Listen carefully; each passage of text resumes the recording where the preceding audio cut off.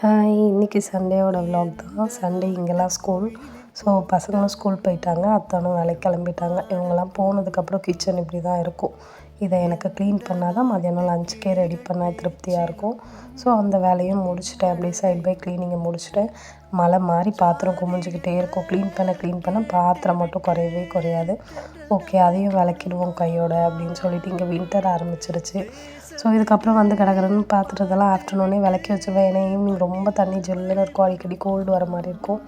Side by சாப்பாடு வச்சுட்டு ஒரு காஃபியும் போட்டு குடிச்சாச்சு. அப்புறம் வந்து ஸ்டூடெண்ட் வந்திருந்தாங்க கிளாஸ்க்கு. அவங்களுக்கும் கிளாஸை முடிச்சுட்டு தம்பியும் பாப்பாவையும் தான் கூப்பிட்றதுக்கு போயிருந்தேன். ஸோ அவங்களையும் கூப்பிட்டுட்டு வந்ததுக்கப்புறம் தான் ஃபிஷ் வந்து ஃப்ரை பண்ணியிருந்தேன். ஃப்ரை பண்ணி சமையல்லாம் முடிச்சுட்டு பசங்களும் சாப்பிட்டாங்க. அத்தானும் வந்து சாப்பிட்டு போயிட்டாங்க. அதுக்கப்புறம் நான் எக்ஸசைஸ் பண்ணுவேன். ஸோ பாப்பா தூங்கிட்டா. தம்பி தூங்காமல் என்ன மாதிரியே இமிட்டேட் பண்ணிகிட்டு இருந்தார். ஈவினிங் வந்து ப்ரௌனியும் பரோட்டாவும் ட்ரை பண்ணியிருந்தேன். நல்லா வந்தது.